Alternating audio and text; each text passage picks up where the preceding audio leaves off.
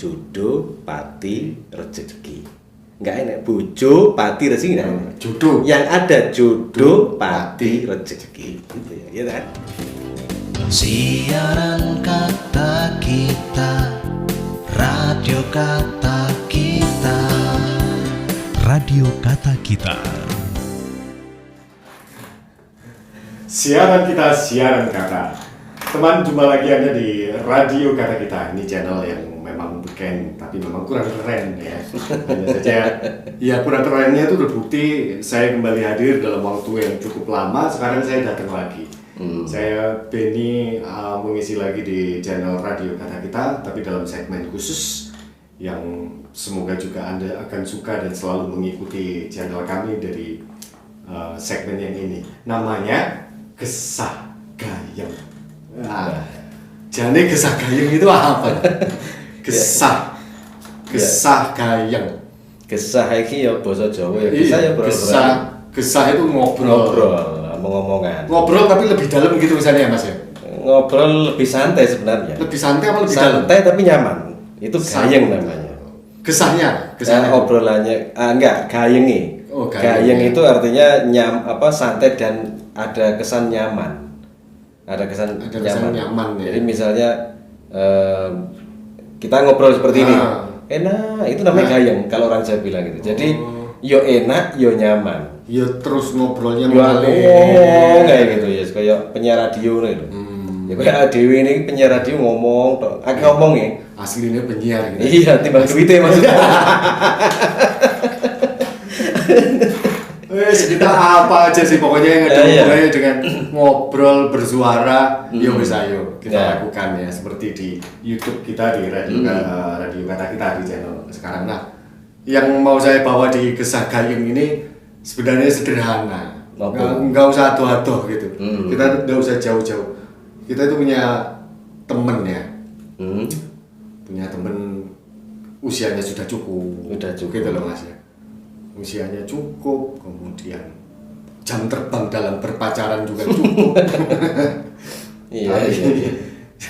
Ya itu sampai sekarang kok nggak cukup, nggak sampai nyampe gitu. Nggak nyampe. Menuju jenjang yang lebih tinggi. Nggak laku-laku. Iya, gampangnya gitu. Jomblo aja sampai sekarang.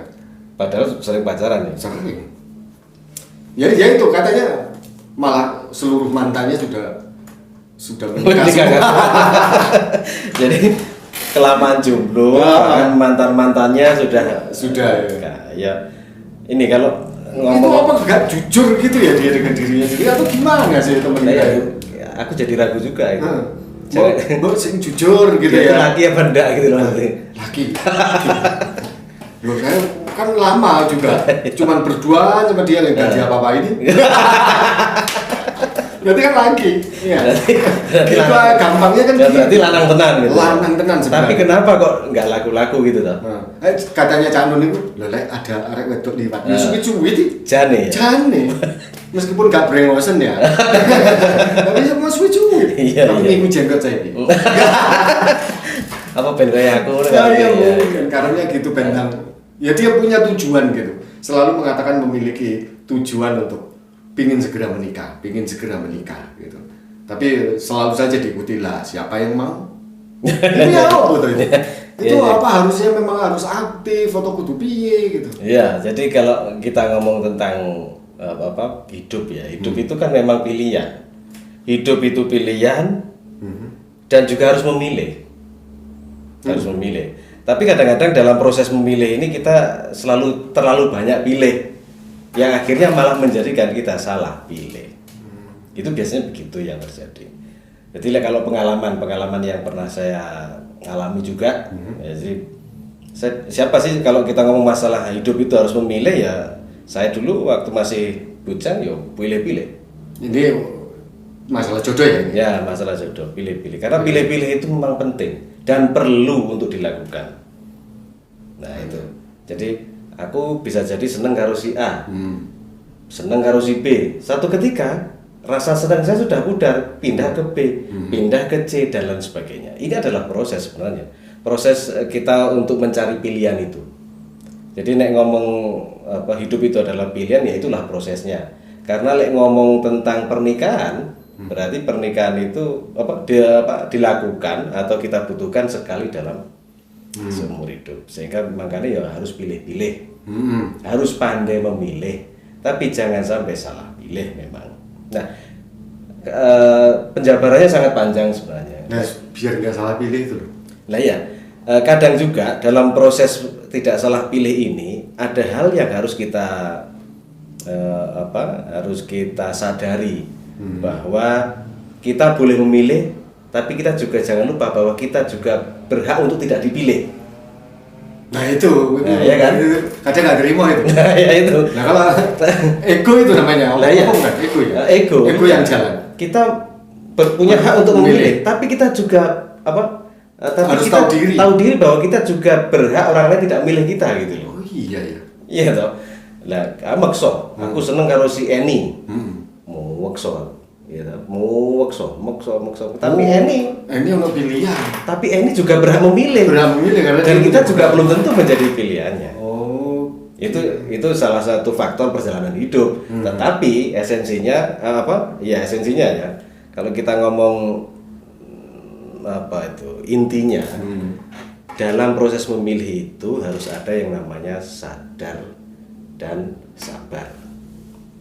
Itu harus sadar, itu berarti sadar menyadari siapa kita, seberapa kemampuan kita. Jangan pernah kita meminta atau memaksa orang yang kita cinta, yang kita pilih itu untuk menerima kita seperti yang kita mau. Belum tentu. Kita harus sadar bahwa kita juga tidak sesempurna yang mereka inginkan loh. Demikian juga sebaliknya, bisa jadi yang kita anggap dia sempurna belum tentu sempurna buat kita. Jadi artinya kalau kita ngomong sadar, artinya berarti kita harus mawas diri. Kita tidak boleh memaksakan sesuatu yang memang bukan pada tempatnya atau bukan pada peruntukannya. Nah, kaitannya sama sabar itu tadi. Nah, sabar, kita harus sabar, mengerti, mempelajari sejauh mana dalam perjalanan proses katakan pacaran. Kan kita itu sebenarnya masuk pada fase sabar. Harus sabar. Delok arek iki senengane bakso. Yo, lek iso diturutono, tukokno bakso. Nek dhewe senengane bakso mbok peksa pecel. Nah, ini contoh yang paling contoh yang paling simple sekali. Dipeksa gara-gara gak seneng bakso, sakjane senenge pecel, ditukokno bakso, nesu, buyar. Ya. Nah, ini contoh yang paling artinya sabar. Sabar mendalami. Karena dalam proses itu dia mendalami kita dan kita mendalami dia. Dia mempelajari kita, kita juga mempelajari dia. Gitu. Balik maneh ning omongan awal tadi itu bahwa pilihan untuk menikah, untuk membina rumah tangga ini adalah pilihan sekali dalam seumur hidup. Iya, semua punya tujuan seperti itu. Meskipun nanti dalam perjalanannya itu Mas, kadang ada perceraian atau ada tukaran lah. Tukaran terus kemudian nggak saling sapa kemudian balik lagi. Ada yang sampai bahkan cerai. Ada yang sampai cerai. Ya. Nah itu yang ada hubungannya. Nah kalau misalnya pilihan tadi, kalau dalam tengah perjalanannya terus akhirnya menyalahkan pilihan itu, boleh? Ya boleh saja. Jadi, aku salah milih. Padahal sudah nikah sudah 5 tahun. Misalnya. Kalau bicara boleh dan tidak, ya boleh saja. Berarti aku salah pilih. Artinya berarti dalam proses sadar dan sabar tadi tidak serius dia menganalisa. Berarti dia kurang sabar dalam tahapan sabar tadi itu loh. Di awal tadi kita harus sadar, menyadari bahwa saya adalah seperti ini. Saya tidak punya kelebihan apa-apa. Kemampuanku hanya seperti ini. Kelemahanku mungkin akan lebih banyak daripada kelebihanku. Itu yang sebenarnya harus kita sampaikan kepada calon pasangan kita. Dan kemudian masuk dalam fase yang kedua adalah sabar. Sesabar apa kita menjalani proses ini, dan juga sesabar apa kita melihat tipikal calon pasangan kita. Kita juga bisa ngukur kan, barometernya di situ. Kira-kira saya ini dalam masa pacaran 1-2 bulan atau 1-2 tahun mampu enggak? Nah, kalau dalam pacaran 1-2 bulan aja enggak mampu, apalagi yang jenjang pernikahan yang sekali dalam seumur hidup. Itu. Jadi kalau berbicara boleh apa enggak menyalahkan berbicara tentang pilihan tadi, ya aku salah milih. Ya boleh saja ngomongnya, cuman berarti betul-betul dia salah pilih, dan dalam fase sabar tadi dia tidak lulus. Salah pilih, milih lagi. Nah, tapi ada yang unik nih kalau ngomong salah pilih. Kalau ini kita anggaplah kita masuk pada bahasan yang sudah lebih dalam lagi, yang lebih inti, yaitu rumah tangga. Tadi Kang Benny juga bilang ada yang utuh, ada yang bercerai karena ada godaan dan sebagainya tadi. Dalam posisi rumah tangga yang digoyang dengan berbagai permasalahan ini, lek jere wong pinter-pinter kayak aku cuma ngutip saja. Kan ibarat perahu yang lagi diombang-ambingkan ombak di tengah lautan. Ya, ombaknya gede lah. Ombaknya gede. Kan kemungkinannya hanya dua itu. Numplek. Kalau tidak numplek ya tenggelam. Oh iya. Nah itu. Kalau tidak numplek ya tenggelam. Nah itu. Nah, untuk tidak numplek dan tidak tenggelam ini, maka rumah tangga ini kembali lagi dalam rumus yang awal. Sadar dan sabar, kita kembalikan lagi di situ. Pada saat terombang-ambing itu. Sadar bahwa ini bahwa kita ini adalah manusia biasa. Semua yang kita alami, yang kita jalani, semua sudah direncanakan, sudah menjadi desain yang sangat luar biasa dari Tuhan Yang Maha Esa. Kita sadari. Kalau katakan kita di atas perahu terombang-ambing, kena ombak dan sebagainya, antara tenggelam dan tenggelam dan terbalik, ya di situ berarti takdir. Kita harus sadar bahwa itu takdir kita, misalnya begitu. Terus kalau sampai terjadi kecelakaan itu, ya kita harus sabar juga. Ya wes berarti itu loh. Tapi kalau ngomong tentang rumah tangga, bukan berarti kita harus ya wes terus kita biarkan. Ada lagi yang ngomong tentang ibarat orang masak. Masak itu pernah nggak istrinya sampean masak kurang asin? Iya pernah. Pernah ya. Pernah. Terus kurang gurih, kurang asin, kurang. Itu kira-kira yang dilakukan apa? Dibuang atau enggak? Apa? Ya tetap dimakan. Hanya saja kalau saya sebagai penikmat protes itu tadi. Protes. Sebaiknya istri saya mendengar apa yang saya keluhkan agar lain waktu perhatian terhadap garam itu tadi. Nah, oke. Berarti esensinya adalah ketika ada kesalahan yang muncul atau terjadi dalam hidup rumah tangga kita itu, ibarat jangan tadi itu bikin kuah, lek kurang asin ya jangan dibuang. Jadi simpelnya adalah ya kurang asin tambahi garam. Atau dengan perlakuan atau tingkatan kejadian yang seperti Kang Benny lakukan tadi, mungkin protes, mungkin si istri harus lebih teliti dalam memasak dan sebagainya. Mengingat lagi, maka tetap akan balik lagi kan itu tadi, sadar dan sabar itu akan tetap berada di situ. Jadi kuncinya ketika ada masalah bukan berarti harus langsung kita putuskan, harus langsung kita buang, tapi masalahmu gak enak, cerai. Nah, masalahmu gak enak wis esuk cerai. Ayo pengadilan agama penuh nanti. Iya. Saya wis penuh. Boy perkara masalah perkara apa itu. Terus kita balik tentang tadi itu, tentang si teman kita tadi itu kan masih proses kan. Kalau pacaran berarti kan masih proses. Ada hal yang juga harus dilakukan sebenarnya, terutama kalau kan laki-laki atau temannya laki-laki itu harus mampu juga menunjukkan sikap yang satria, yang gentle, yang juga kemudian menunjukkan sikap mampu mengayomi. Contoh sekarang, tidak mungkin juga meskipun pacar kita itu senang dengan kita, cintanya sangat mati dengan kita, demikian juga kita sebaliknya. Dia tidak akan mungkin bertahan lama kalau hanya sekedar diajak boncengan ke sana kemari. Diajak tulan, nggak diajak mangan. Oh iya. Iya kan? Meskipun dia cintanya setengah mati, demikian juga kita sebaliknya.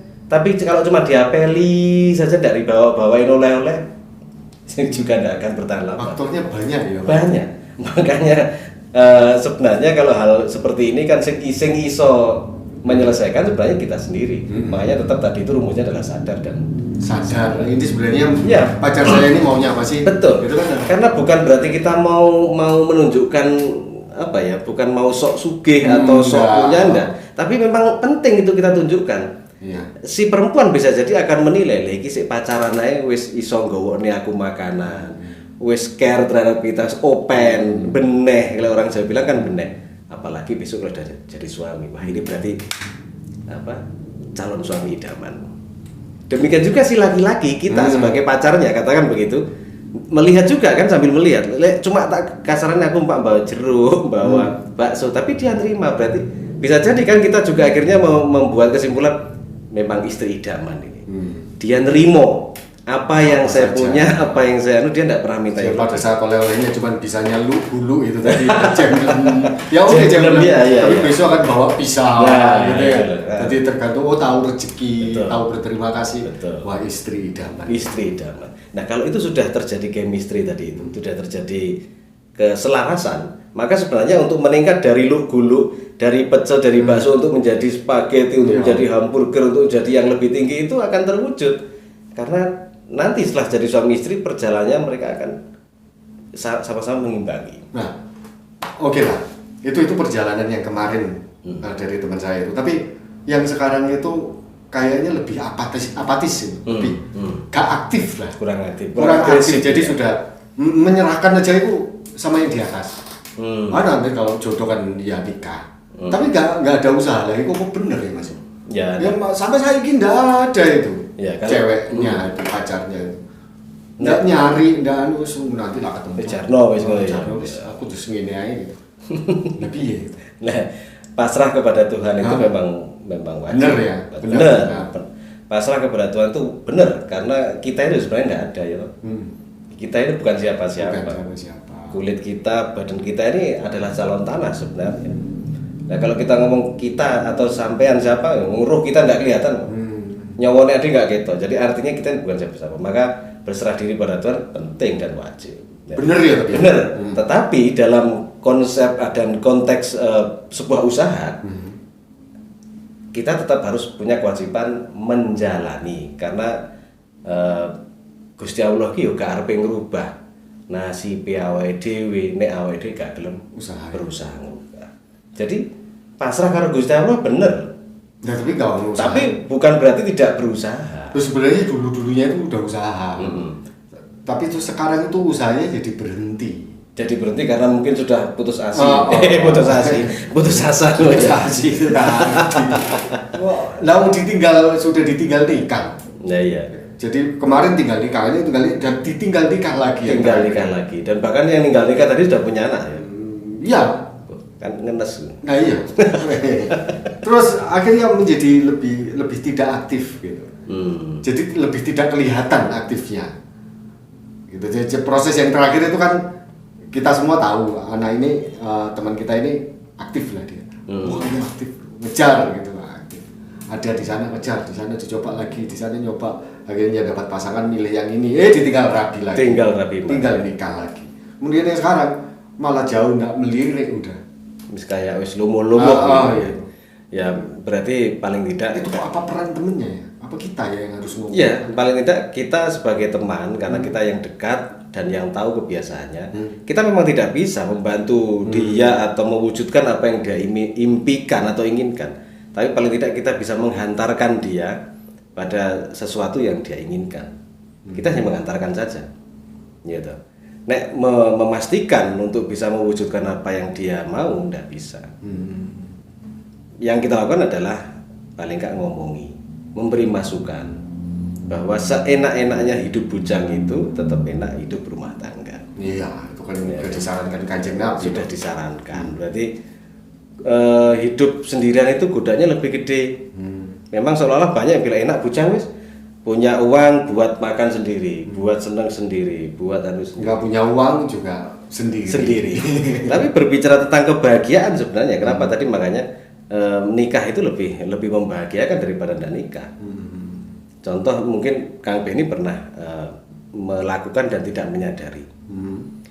Kita sering menemukan kebahagiaan yang gratis dan sangat murah. Kalau sudah gratis berarti nggak ono nilainya, karena kita tidak mengeluarkan uang apapun.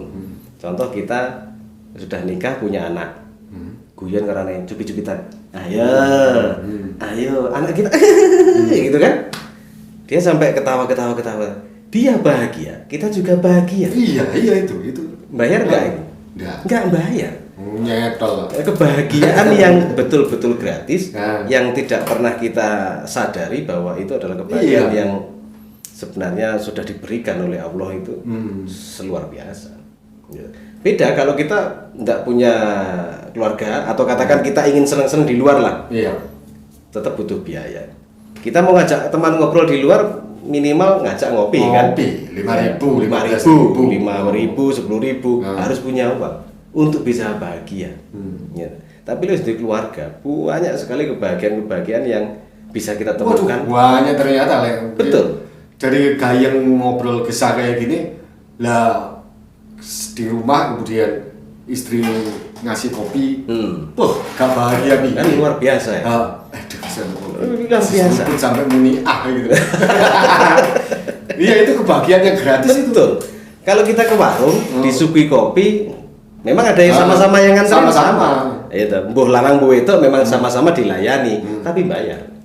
Kemudian rasanya kita masih curiga. Tapi kalau istri kan udah tahu, Ya, rasanya, sudah tahu. wah ini mesti enak ini. Betul. Terus mungkin ada yang protes, ya tapi kan sama-sama mengeluarkan biaya untuk hidup. Nah, itu misalnya begitu. Iya. Tapi kalau dihitung tetap murah kalau kita berkeluarga. 100.000 kita pegang sendiri, kita buat ngopi, buat beli rokok katakan, beli camilan bersama teman-teman mungkin satu hari habis.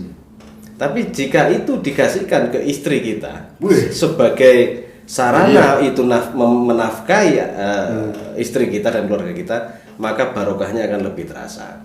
Banyak itu dapatnya. Akan jadi banyak itu. Anak kita sudah bisa makan, beli lauknya, istri kita juga sudah merasa diorangkan, juga merasa diperhatikan, merasa dinafkahi. Maka kebahagiaan istri akan muncul. Ketika kebahagiaan istri muncul, disitulah doanya akan terkabulkan. Alhamdulillah, bojoku nyambut gawe. Muga-muga ya sesuk, muga-muga pa sesuk. Rezeki Nah, kan? nambah. Rezeki nambah. Besok pasti nambah. Gitu ya. Gitu loh. Saya pernah mendengarkan ceramah atau petuahnya Mbah Yai. Cuman saya kan nggak bisa nirukan karena saya bukan orang pinter ngaji. Wong lek pengen sugih nikah. Saya nggak ngerti dalilnya, tapi saya akan ngomongkan tentang tafsir akalnya saja lah. Kak, orang yang pingin sugih nikah dan nikah lagi enggak gitu ya? Bukan, cukup satu kali. Itu saya yang dengar satu kali. Jadi saya tidak bisa jawab pakai itu. Apa itu? Maksudnya, iya ya, memiliki banyak kekayaan ya. Kebahagiaan yang tidak ternilai itu kan kaya. Betul. Jadi nek wong pengen sugih, radio. Kalau kamu ingin kaya, menikahlah. Mungkin secara ilmunya saya tidak bisa mendalilkan, saya tidak bisa menerangkan secara ilmu yang tapi paling enggak saya akan mengajak melogikakan saja tentang arti kaya. Dulu sebelum kita nikah, paling banter apa yang Kang Beni punya? Sepeda motor. Sepeda motor. Wah, Terus handphone. Sudah cukup. Itu aja. Begitu nikah, punya Kang Beni punya apa? Macam-macam. Nah, contoh Alat masak. alat masak. Punya TV. Punya TV. Punya laptop. Komputer. Dan yang tidak bisa Iya. yang tidak kita hitung lagi sendok, piring, Iya. gelas. Dulu belum punya Macam-macam. istri, belum punya Nggak punya sendok. nggak punya kan? Nggak punya. Nah, makanya saya melogikakan arti kaya itu yang sederhana seperti itu. Oke. Itu adalah bukti yang nyata bahwa kalau kita menikah, kita akan kaya. Nah, tinggal ukuran kaya ini memang tidak sama cara mengartikannya, tetapi kalau untuk mengartikan secara sederhana, kita sudah kaya. Seperti itu. Begitu. Enggak duwe garpu, begitu kita nikah bisa beli garpu. Punya sapu sekarang. Punya sapu ya kan. Iya, sebelum menikah saya Iya. nggak beli. Nggak punya. Buat apa sapu? Piring, tuku selimut, tuku spray, tuku bantal. Begitu anak muncul ketambahan rezeki. Iya. Yang dulunya enggak mikir beli kue jajan-jajanan, paling mikirnya paling banter ya pokoknya kasihkan istri ini nafkahnya, misalnya begitu. Tapi begitu punya anaknya njaluk jajan, iso nukokno. Tekon tidur iki misalnya ngono. Padahal ya Dan sama. itu ada saja rezeki. Padahal ya sama sebenarnya Iya. kita menjalaninya sama, Betul. pekerjaan itu juga sama. Betul. Iya. Dan diukur-ukur lagi. Dulu sendiri, setelah itu katakan sudah nambah satu lagi yaitu istri. Jadilah keluarga. Bisa jadi penghasilan kita sakjane sama. Sama. Muncul anak. Loh, sing awalnya dipangan dhewe, dipangan wong loro, saiki dipangan wong telu karo anak. Mari ngono muncul anak maneh. Padahal ya bayarannya itu loh mundak 100.000. Nah, ya itu. Nah, coba. Ini loh. Oleh tunjangan istri 100.000. Betul. Maka Kok bisa sebenarnya untuk bertiga. nah sampai Pada saat saya bujang loh Mas, kurang loh nah, bayar. makanya gue begitu kita punya istri, punya Dan keluarga, punya- tuh luar biasa. Iya. Jadi kaya dan juga barokah. Kalau menurut saya begitu. Menafsirkan itu arti kaya adalah kaya secara nyata, dari awal tidak punya kemudian punya. Dan kemudian kita merasakan berkah yang luar biasa sebenarnya. Dan itu juga sering juga sih kita lupakan. Gitu. Wis gak mikir. Kadang-kadang kita mikire sing ado-ado. Mikir wong sing lebih dhuwur teko awake dhewe, mikir lah ngono kuwi. Kita tidak menyadari bahwa kita ini sudah lebih daripada yang awal. Wis sugih teko sing awal. Ya, makanya akhirnya kalau balik lagi deh teman saya ini ya saya mesti ngobrol ya, ngomong harus lagi, dibuka lagi, bukan malah di jomblo no. Oh jomblo kan gitu, dasar jomblo gitu ya. Tapi maksud saya biar dia panas dan segera cari gitu. Iya. Tapi ternyata sekarang malah mudun turun semangatnya apa jare nggak mau usaha, berarti harus dibilangi yo. Betul. Bilangi dan mungkin juga boleh lah kalau kita namanya usul kan, anggapan usul kalau kita kenal atau tahu dengan cewek lah katakan ya kira-kira cocok nggak Ika Rudin? Nggak apa-apa kan, kita hanya sekedar untuk bantu kan, kita kenalkan, siapa tahu jodoh, ya kan? Iya. Karena jodoh karo bojo kan beda. Loh bedanya di mana? Malah. Ya, jodoh dan bojo itu jangan salah. Beda. Saya punya jodoh dan punya bojo. Lah iya. Nah, gimana? Jadi bojo itu dalam tanda kutip konotasi yang jelek, bojo bisa kita temukan di mana-mana. Tapi nek jodoh, nek bojo durung mesti dadi jodoh. Tapi nek jodoh ya termasuk bojo. Lagi. Ya apa? Jodoh dan bojo. Nek bojo kuwi durung mesti jodoh, tapi nek jodoh wis mesti dadi bojo. Tadi saya bilang kan dari awal, nek bojo iku bisa kita temukan di mana-mana. Iya. Ya, dalam tanda kutip katakan aku di tengah jalan nemu cewek cakep. Ya, aku seneng Tak bojo. Tapi gak iso dadi jodoh nih. Paling cara ngomong eleke bisa kumpul sama dia 1-2 hari. Enggak. Nah, itu enggak iso dadi jodoh. Nek jodoh salah Mas. Nah, makanya wong bahasa yang menjadi gaib itu kan jodoh, pati, rezeki. Enggak enak bojo, pati, rezeki enggak. Jodoh. Yang ada jodoh, pati, rezeki. Gitu ya. Iya kan? Nah, itu. Iya. Oke, kira-kira itulah. Jadi teman-teman yang masih ada di sini, itu kuncinya di situ. Kuncinya ternyata ya kalau memang kita berteman, bersosialisasi, jadi teman-teman yang ada di Radio Kata Kita, khususnya di segmen acara Gesah Gayeng itu saat ini, itu ada tadi yang paling luar biasa. Kita sebagai teman, kalau tahu teman kita jomblo, kemudian menurunkan usahanya untuk tidak mencari lagi jodoh atau pasangannya, itu sebaiknya kita bisa membimbing, bukan malah menekan. Boleh menekan itu sebagai guyonan, tapi membimbing itu mungkin jauh lebih penting. Lah, kalau nggak gesah kayak gini tadi, mungkin saya juga nggak punya jalan keluar gitu. Makanya semua yang ada yang lagi nonton ini juga boleh gesah bareng. Anda tulis aja di komen. Silakan tulis di komen untuk ingin gesah masalah apa atau punya masalah seperti apa, mungkin iso diobrolkan di sini dalam kesempatan yang lain atau di episode-episode yang lain. Kita bisa obrolkan, bisa gesahkan lah ya. Kita bisa gesahkan bareng ya. Jadi untuk yang sekarang ini masalah teman kita yang memang belum berjodoh, kita doakan sama-sama semoga belum nemu jodoh akan segera nemu jodoh. Dan di siaran Radio Kata Kita bisa datang juga di sini. Nah, mudah-mudahan nanti begitu. Ngobrol bareng ya. Dari obrolan yang sangat ringan ini. Nanti saya kenalkan ini loh. Itu sudah. Terima kasih. Sampai ketemu di obrolan Gesah Gayeng yang lain.